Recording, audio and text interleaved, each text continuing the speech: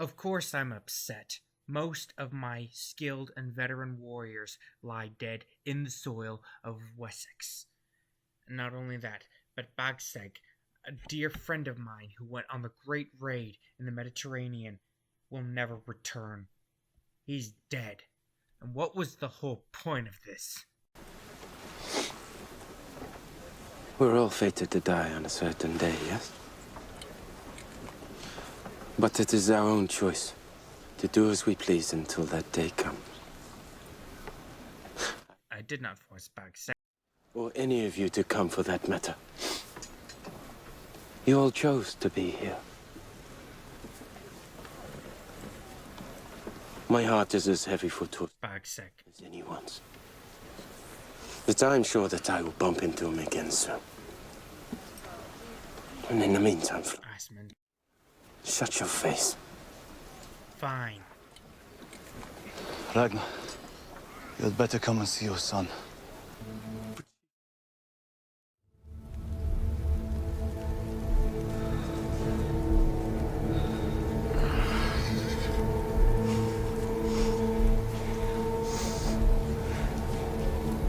You fathered and left him. He will probably reject you for fathering him and then leaving him. It will be your fault. Because you have the strength of a man, but the will of a little girl. I can't believe You're my brother. Can't even look at you.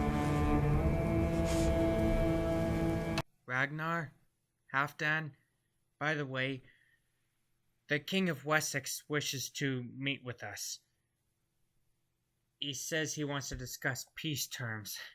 That's a good thing, too, because if the Saxons were to attack us now, they would penetrate all the way as far as Rolf and Chester before we could stop them, and half of East Anglia would fall, including my Jarldom in East Anglia.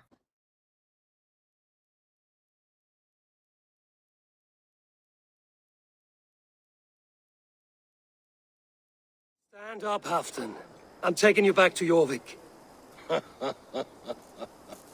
Up, my lord. You're a king. You're not allowed to sulk. Men bled and died to sit you on that throne. But I'm telling you, Alfred, if you offer them payment, you will look like you are weak.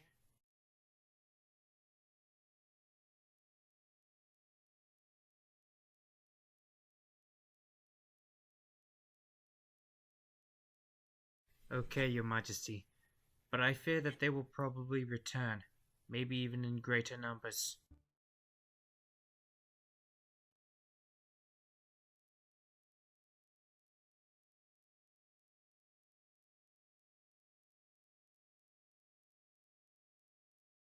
Victories of Reading, Basing, and Wilton need to remind you we suffered heavy defeats at Ashdown and Englefield, not to mention Reading itself, though a victory, cost us dearly.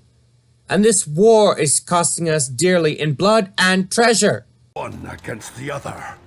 For what?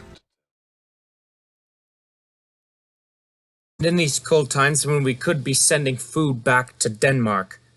Instead, what do? Most of the food goes to the army for continuous war when we're beginning to be pushed back. We're suffering heavy casualties and not enough men are getting in at the beaches. All of this loss. Thousands of my people dead!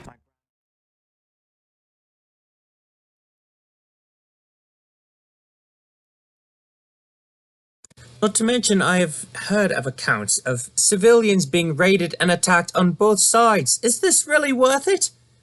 Even many Danish civilians who have come over and settled in East Anglia and Mercia and Northumbria have been attacked and killed. Isn't it better that we sign the treaty and allow for peace, which would allow both sides to recover? Sounds like my father. Sign the treaty, Dagger. Leave that chicken alone, Dagger. Put down that axe, Dagger. We're no peacemakers.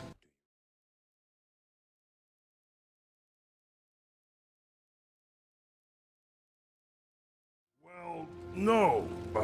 Is this how it starts? You're the king. So you can say it.